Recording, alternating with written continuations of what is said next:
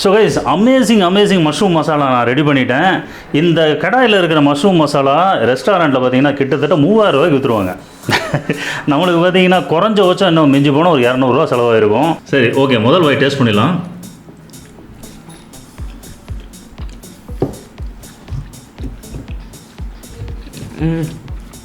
எப்போ எக்ஸ்பிளைன் பண்ணுறது? Hi friends, welcome back to our channel. இன்றைக்கி வந்து ரெஸ்டாரண்ட் வீடியோஸ்க்கு ஒரு பிரேக் கொடுத்தாச்சு. பட் ரெஸ்டாரண்ட் வீடியோ பிரேக் கொடுத்தாலும் ரெஸ்டாரண்ட்டு கூட போட்டி போடுற மாதிரி ஒரு மஷ்ரூம் மசாலா வீட்டிலே செய்ய போகிறோம். காளான் மசாலா, அது காளான் மசாலா வித் ஒயிட் ரைஸ் கூட இன்றைக்கி செஞ்சு சாப்பிட போகிறோம். காளான் மசாலா எனக்கு ரொம்ப பிடிக்கும். அதுவும் இந்த நிறைய பேர் சப்பாத்தி நான் அந்த மாதிரி சாப்பிடுவாங்க. எனக்கு ஒயிட் ரைஸ் கூட போட்டு சாப்பிட்ற மாதிரி செஞ்சு எனக்கு ரொம்ப பிடிக்கும். ஸோ இன்றைக்கி அதான் செய்ய போகிறோம். நான் தான் செய்ய போகிறேன். நான் வந்து I am not a professional cook, but வந்து நான் சில ஐட்டம்லாம் ரொம்ப ருசியாக செய்வேன். ஸோ இன்றைக்கி இந்த வீடியோ பாருங்கள், உங்கள் வீட்டில் நீங்களும் செஞ்சு பார்க்கலாம். குழந்தைகளுக்கெல்லாம் அது ரொம்ப பிடிக்கும். சாப்பிட்டு பார்த்துட்டு எப்படி இருக்குன்னு சொல்லுங்கள். ஸோ ஜாயின் பண்ணுங்கள். இப்போ அட்டகாசமான ஒரு மஷ்ரூம் மசாலா நம்ம வீட்டிலே செஞ்சிடலாம். மஷ்ரூம் மசாலா செய்கிறதுக்கு தேவையான பொருட்கள் என்னென்னு சொல்லிடுறேன். 3 பாக்கெட்டு பட்டன் மஷ்ரூம் எடுத்திருக்கேன் நான். கிட்டத்தட்ட அப்ராக்சிமேட்லி 600 கிராம் இருக்குது. இதில் 600 கிராம் மஷ்ரூம். அதுக்கு தேவையான அளவு கொஞ்சம் வெங்காயம் நிறையா போட்டால் உங்களுக்கு கிரேவி நிறையா கிடைக்கும். ஸோ பெரிய வெங்காயம் நல்லா அரிஞ்சு வச்சுருக்கேன். அப்புறம் இதில் வந்து ஆப்பிள் தக்காளி, பெங்களூர் தக்காளின்னு சொல்லுவாங்க இல்லையா, அது வந்து ஒரு 4 தக்காளி வெட்டி வச்சுருக்கேன். இஞ்சி பூண்டு பேஸ்ட், கொத்தமல்லி தழை, அப்புறம் இது வந்து பார்த்திங்கன்னா ஒரு 4 டேபிள் ஸ்பூன் மல்லித்தூள், 1 டேபிள் ஸ்பூன் கரம் மசாலா, அப்புறம் இது வந்து Kashmiri chilli powder. Chilli powder, அதான் காஷ்மீரி சில்லி பவுடர். இதா இது சில்லி பவுடர்னு சொல்லுங்கள். காஷ்மீரி சில்லி பவுடர் எடுத்து வச்சுருக்கோம், அதுவும் போட போகிறோம்னு சொல்லுங்கள். ஓகே. சரி, இது வந்து சில்லி மிளகாத்தூள் ஒரு அப்ராக்சிமேட்லி ஒரு 3/4 ஸ்பூன் இருக்கும். மஞ்சத்தூள் கொஞ்சம். இதை தவிர நம்ம கொஞ்சம் கலர் நல்லா வரும். என்ன போட்டால் அப்படின்னா காஷ்மீரி சில்லி, அதுவும் நம்ம யூஸ் பண்ண போகிறோம். தேவையான அளவு போட்டுக்கலாம். அது சரி, இதில் என்ன அப்படின்னா உங்களுக்கு மஷ்ரூம் மசாலாவில் வந்து காரம் அவ்வளோ சீக்கிரம் மஷ்ரூம் இழுக்காது. அதனால் காரம் வந்து அவங்கவுங்க ரெக்குயர்மெண்ட்டுக்கு தகுந்த மாதிரி நீங்கள் அட்ஜஸ்ட் பண்ணிக்கோங்க. அதுக்கப்புறம் வந்து இது மஷ்ரூம் மசாலா வந்து நீங்கள் தேங்காய் போடாமையும் செய்யலாம். பட் தேங்காய் போடாமல் செஞ்சால் சம்டைம்ஸ் அளவு கம்மியாக வரும். இன்றைக்கி வந்து தேங்காய், முந்திரி பருப்பு 2 சேர்த்து அரைச்சி நம்ம போட போகிறோம். முந்திரி பருப்பு ஏன் ரொம்ப கம்மியாக இருக்குன்னா, நம்ம வந்து இப்போ சப்பாத்தி பூரி இந்த மாதிரி வச்சு சாப்பிட்றதா கொஞ்சம் நிறையா போட்டுக்கலாம். ஒயிட் ரைஸில் பசங்க சாப்பிட்றப்போ முந்திரி நிறையா போட்டால் தகட்டிடும். ரொம்ப நிறையெல்லாம் போட்டு சாப்பிட முடியாது. அதனால் முந்திரி அளவாக எடுத்துருக்கேன். இது தவிர வந்து உப்பு, தேவையான அளவு உப்பு, அப்புறம் எண்ணெய். சமையலுக்கு எண்ணெய் இப்போ நம்ம வந்து கோல்டு வின்னர் ஆயில் யூஸ் பண்ண போகிறோம். உங்களுக்கு தேவையான எண்ணெய் வேணுமோ நீங்கள் யூஸ் பண்ணிக்கலாம். சரி, வந்து காளான் மசாலாவுக்கு வேக வச்ச முட்டையும் வச்சுக்க போகிறோம். சரி, இப்போ வடை சட்டி வச்சாச்சு. லைட்டாக சூடானதுக்கப்புறம் இதில் வந்து தேவையான அளவு எண்ணெய். இதுக்கு வந்து எண்ணெய் கம்மியாக ஊற்றினாலே போதும். ஓகே, இது அளவு போதும். எண்ணெய் நல்லாவே சூடாயிருச்சு. இப்போ இந்த பெரிய வெங்காயத்தை ஆட் பண்ணலாம். இங்கே அந்த பட்டை கிராம்பெல்லாம் வேண்டாம் அதுக்கு.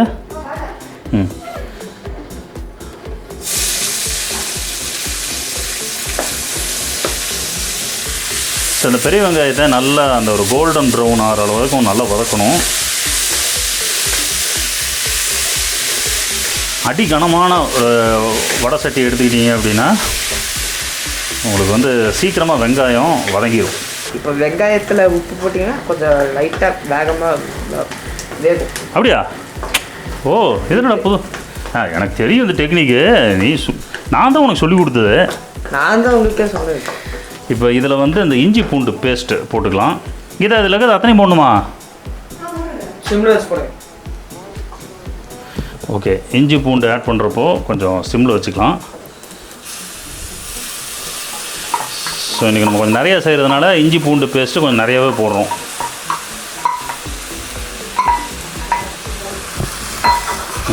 போட்டோன்னு ஒரு வாசம் வரும் பாருங்க, அதுதான் விஷயம். சரி, என்னடா கீதா தானே சமைப்பாங்க, நம்ம டேஸ்டிங் மட்டும் தானே பார்ப்போம்னு நினைக்கிறவங்களுக்கு. ஸோ கீதாவுக்கு இன்றைக்கி ரெஸ்ட்டு. ஸோ எனக்கு ஒரு திடீர்னு ஒரு ஆர்வம் வந்தது செய்யணும் அப்படின்னு. நம்ம போன லாக்டவுனில் நம்ம சில எக்ஸ்பெரிமெண்ட்லாம் பண்ணி வீடியோ போட்டோம். அதெல்லாம் உங்களுக்கு பார்த்துருப்பீங்க நீங்கள். உதாரணத்துக்கு பன் பரோட்டா செய்ய முயற்சி பண்ணி பயங்கரமான மிஷன் இம்பாசிபிள் ஆயிடுச்சு அது. அப்புறம் எது சக்ஸஸ்ஃபுல்லாக செஞ்சது பார்த்திங்கன்னா அந்த பாஸ்டா, சீஸி அமெரிக்கன் பாஸ்டா ஒன்று பண்ணோம். அது சூப்பராக இருந்தது. அதுக்கப்புறம் ஒரு 4-5 டைம் செஞ்சு கொடுத்தேன். ரோஹன் ரிஷிக்கெல்லாம் ரொம்ப என்ஜாய் பண்ணி சாப்பிட்டாங்க. அப்புறம் சாம்பார் சிக்கன் அப்படி ஒன்று பண்ணோம். அதெல்லாம் பார்த்தீங்களா வீடியோ? நான் அடிக்கடி போட்டு பார்ப்பேன், எனக்கு ரொம்ப பிடிச்ச வீடியோ. அதில் அந்த மீம்ஸ் எல்லாம் போட்டிருப்போம், சூப்பராக இருக்கும்.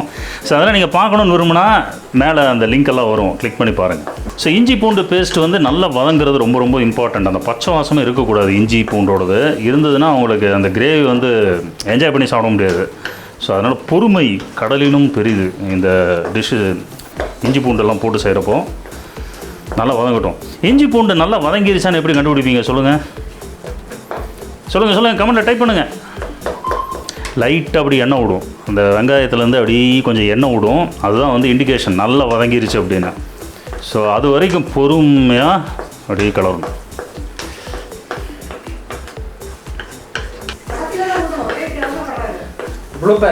திட்டு விழுகுது பாருங்கள் கீதாட்டிருந்து. தேங்காய் அரைச்சிருன்னு ரிஷிகிட்ட சொன்னேன். அதெல்லாம் கடைசியாக எப்படி மிரட்டுறாங்க பாருங்கள் வீட்டில்.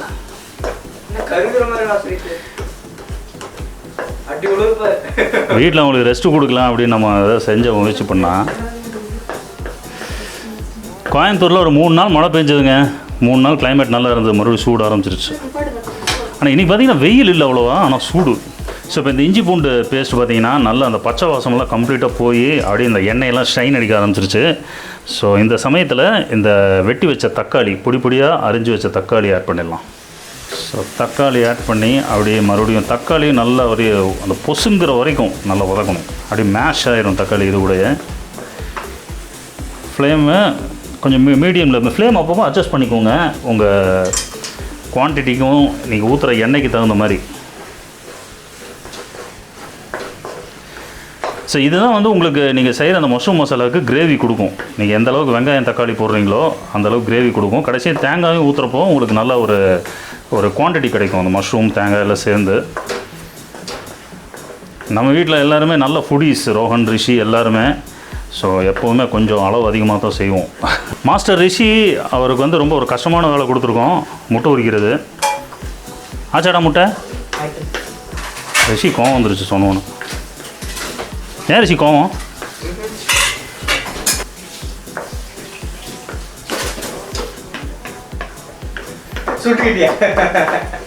ரிஷி ஒரு வேலைத்தனம் பண்ணிட்டான். முட்டையை வேக வச்ச தண்ணியை வந்து அப்படி சிங்குள்ளே வச்சுட்டான். அது தெரியாமல் கீதா கையை விட்டு சுட்டுச்சுக்கு கை. சந்தோஷமாக இருக்கா அவனுக்கு? ஆடா பாவி, அம்மா கையை சுட வச்சுட்டு சந்தோஷப்படுறியா?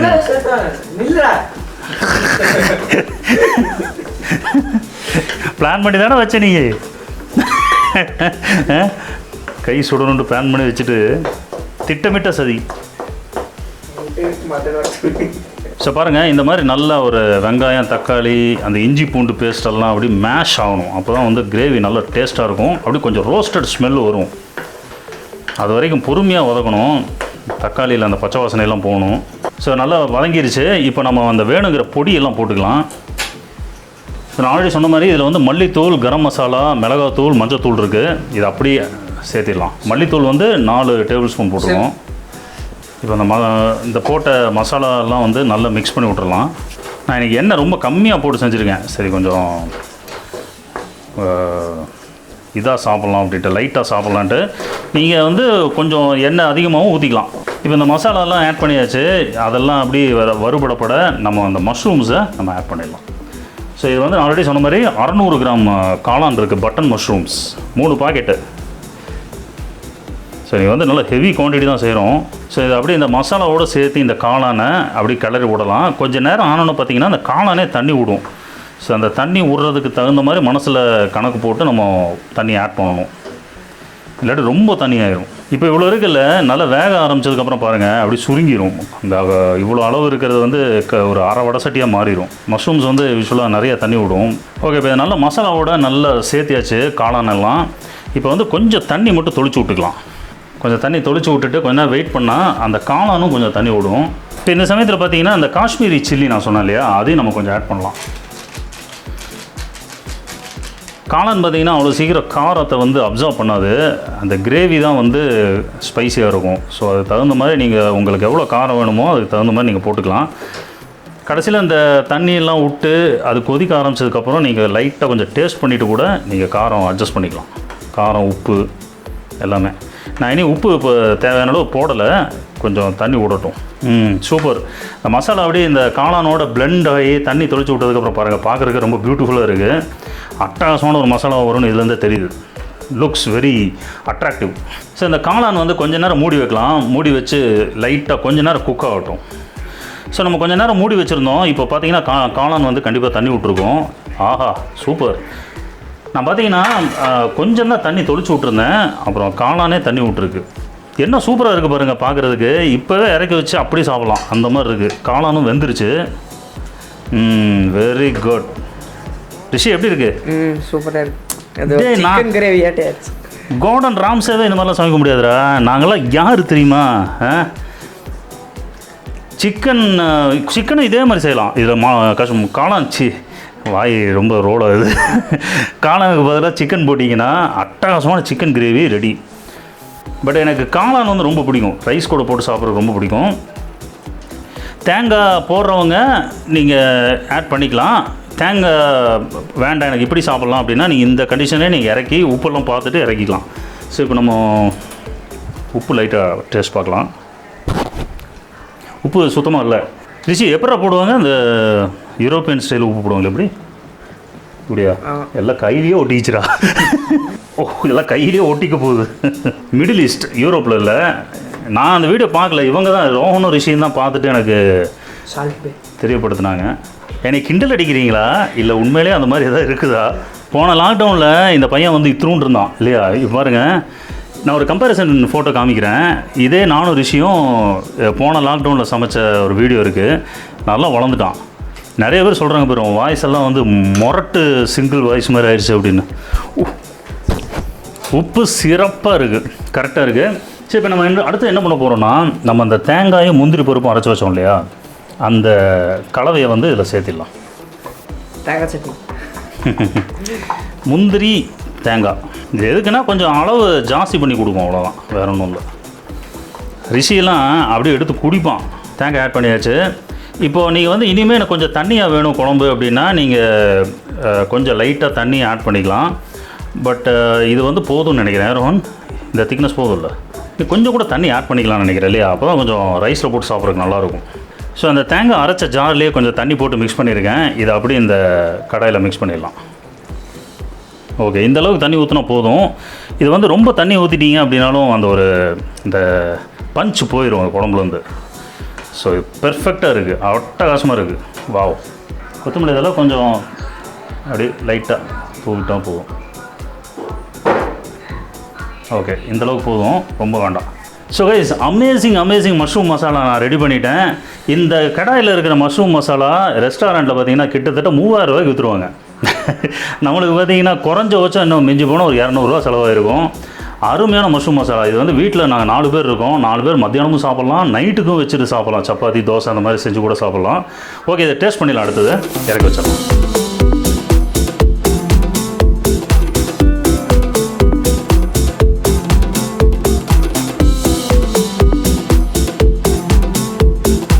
ஸோ ஃப்ரெண்ட்ஸ், அட்டகாசமான நல்ல மாசான மஷ்ரூம் மசாலா ரெடியாக இருக்குது. சுட சுட சாப்பாடு, அப்படியே அட்டகாசமான சாப்பாடும் ரெடியாக இருக்குது. போட்டு சாப்பிட்லாமா?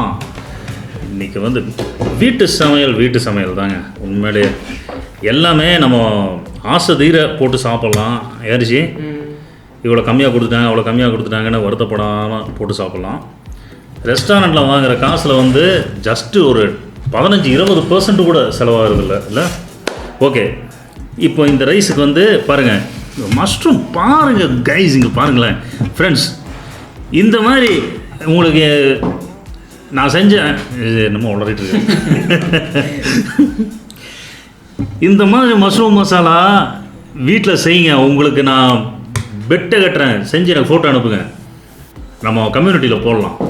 பாருங்கள், நம்ம வியூவர்ஸ் எல்லாம் இந்த மாதிரி பண்ணியிருக்காங்க, சூப்பராக வந்துருக்கு பாருங்கள். ரைட், சரி, இதை வந்து அப்படியே வச்சு மஷ்ரூமில் ஒரு ப்ளஸ் பாயிண்ட் என்ன அப்படின்னா, உங்களுக்கு சிக்கன் வேகிறதுக்கு கொஞ்சம் லேட் ஆகும். மஷ்ரூம் வந்து டக்குன்னு வெந்துடும்.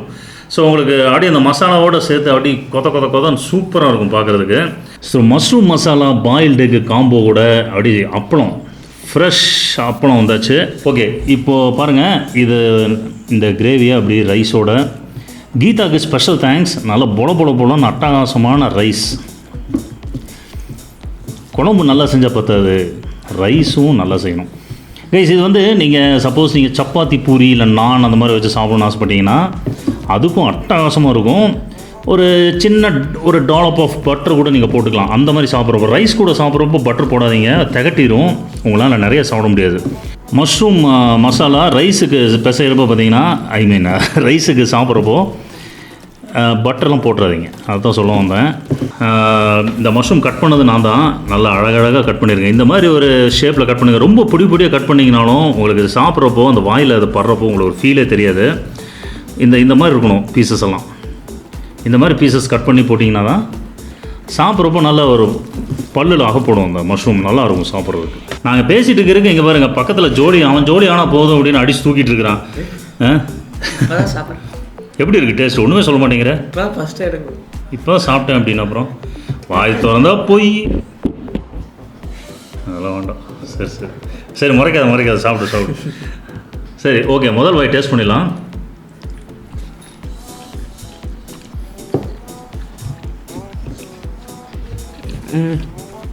எப்போ எக்ஸ்பிளைன் பண்ணுறது? வாவ், அந்த கிரேவினா அந்த மசாலா சூப்பராக இருக்கு. எப்பவுமே நம்ம போடுற குழம்பு சாப்பாட்டு கலவாக போட்டு சாப்பிடணும், சரியா? இல்லாட்டி ட்ரை ஆகிடும். முறைக்கிறான். ஸோ இன்றைக்கி இந்த மஷ்ரூம் மசாலா வந்து one of the best dishes I ever cooked. அட்டகாசம் வந்திருக்கு. நான் ரெஸ்டாரண்ட் ஸ்டைல் அப்படின்னு நான் சொன்னேன் இல்லையா, நான் வந்து பெருமைக்காக சொல்லிங்க, ரெஸ்டாரண்ட்டில் கூட உங்களுக்கு இது மாதிரி கிடைக்காது. அந்தளவுக்கு செம்ம குவாலிட்டி மஷ்ரூம் மசாலா அட்டகாசமாக இருக்குது. பாஸ்மதி ரைஸில் கூட நீங்கள் ரைஸ் வெறும் ஒயிட் ரைஸ் மாதிரி செஞ்சு அது கூட போட்டு சாப்பிட்டீங்கனாலும் அந்த ஒரு எக்ஸ்ட்ரா அந்த பாஸ்மதி ரைஸ் ஃப்ளேவரோடு சாப்பிட்றது நல்லாயிருக்கும். பட் எனக்கு வந்து அந்த ஸ்பெஷல் வாசனையெல்லாம் பிடிக்காது. நம்ம சாதாரண இந்த பொன்னி அரிசி சாப்பாடு அது கூட சாப்பிடணுங்க, அதுதான் வந்து அட்டகாசமாக இருக்கும். மட்டன் குழம்பும் சரி எல்லாமே. இந்த குழம்பு வந்து இந்த அளவுக்கு ஸ்பெஷலாக வந்ததுக்கு காரணம் பார்த்தீங்கன்னா, இந்த வெங்காயம் தக்காளி இஞ்சி பூண்டெல்லாம் போட்டு நம்ம வதக்குறோம் இல்லையா, பொறுமையாக ரொம்ப நேரம் வதக்கணும். அது வந்து கம்ப்ளீட்டாக மேஷ் ஆகணும், இந்த பச்சை வாசனை அறவே போயிடணும், எண்ணெயெல்லாம் கரெக்டாக ஊற்றணும். அப்போ இந்த மாதிரி ஹை குவாலிட்டி ப்ராடக்ட் கிடைக்கணும் உங்களுக்கு. இல்லை இந்த மாதிரி ஒரு மசாலா கிடைக்கும். ஓகே, ஒரு அப்பளம் எடுத்து, ஆக்சுவலாக இவ்வளோ ஒரு சூப்பர் மசாலாவுக்கு வந்து அப்பளமே வேண்டாம், இருந்தாலும் நான் காரமெல்லாம் கொஞ்சம் கம்மியாக தான் போட்டேன். எனக்கு காரம்லாம் கரெக்டாக இருக்கா? நீங்கள் காரம் மட்டும் உங்களுக்கு வேணுங்கிற அளவு நீங்கள் கொஞ்சம் அதிகப்படுத்திக்கலாம். இது வந்து நான் கொஞ்சம் கம்மியாக தான் போட்டேன், ஏன்னா நம்ம சரி ரிஷியெல்லாம் சாப்பிட்றோம் அப்படின்ட்டு. காரம் வந்து நல்லா கரெக்டாகவே இருக்கும். தேங்க்யூடா. மஷ்ரூம் வந்து 3 பாக்கெட் வாங்கி செஞ்சீங்கன்னா உங்கள் ஃபேமிலியில் எல்லாருமே நல்லா தாராளமாக சாப்பிட்லாம். 3 பாக்கெட்னா உங்களுக்கு என்ன, ஒரு பாக்கெட்டு 40 ரூபா சம்திங் விற்கிது. இப்போது 120 ரூபாய்க்கு நீங்கள் மஷ்ரூம் வாங்கிடலாம். நான் ஆல்ரெடி சொன்ன மாதிரி நல்லா க்யூபாக வெட்டியிருந்த மஷ்ரூம்ஸ், அதை அப்படியே இந்த வாயில் படுறப்போ இந்த ஒரு தனி ருசி. கொஞ்சம் மஷ்ரூம் எடுத்து அந்த முட்டை மேலே போட்டு அப்படி இந்த மஷ்ரூமோடு எடுத்து சாப்பிடுவோம். வேற லெவலு. ஓகே, இன்னைக்கு வந்து அப்படி நானே நம்ப முடியல, அந்தளவுக்கு சூப்பரான ஒரு மஷ்ரூம் மசாலா வீட்டில் செஞ்சுட்டோம். யாரிச்சு அட்டகாசமாக வந்துடுது, எதிர்பார்த்தோட செம்ம குவாலிட்டியில் வந்துடுது. இதே மெத்தடில் நீங்கள் ஃபாலோ பண்ணுங்கள். ஒரே ஒரு கீ பாயிண்ட் என்னென்னா, வெங்காயம் தக்காளியில் கொஞ்சம் நிறைய போடணும், இஞ்சி பூண்டு பேஸ்ட்டு இதெல்லாம் வதக்கிற நேரம் பார்த்திங்கன்னா நல்லா ரொம்ப நேரம் வதக்கணும். நல்லா ரோஸ்ட் ஆகிற அளவுக்கு வதக்குனீங்கன்னா இந்த மாதிரி ஹை குவாலிட்டி கிரேவி கிடைக்கும். ஸோ நீங்கள் செஞ்சு பாருங்கள். பார்த்துட்டு என்னோடய இன்ஸ்டாகிராமுக்கும் என்னோடய வாட்ஸ்அப் நம்பருக்கும் நீங்கள் வீட்டில் செஞ்ச ஐட்டத்தோட ஃபோட்டோஸ் அனுப்புங்க, நம்ம கம்யூனிட்டிலேயே ஷேர் பண்ணலாம் யூடியூப்பில். இதே மாதிரி இன்னொரு இன்ட்ரெஸ்டிங் வீடியோவில் சந்திக்கலாம். வேறு என்ன வீட்டில் குக் பண்ணி காமிக்கலாம் அப்படின்னு சொல்லுங்கள். ரெஸ்டாரண்ட் ரிவ்யூஸும் வரும், வீட்லேயும் நம்ம அப்பப்போ குக் பண்ணி காமிக்கலாம். ஓகே, இதே மாதிரி இன்னொரு வீடியோவில் சந்திக்கலாம். யாரிஷி ரோஹன் பசியோடு இருக்கான் பாவம், முடிச்சலாம் சீக்கிரம் வீடியோ. ஓகே, இன்னொரு வீடியோ சந்திக்கலாம். அது வரைக்கும் signing off with Rohan, Rishi and Geetha. Bye.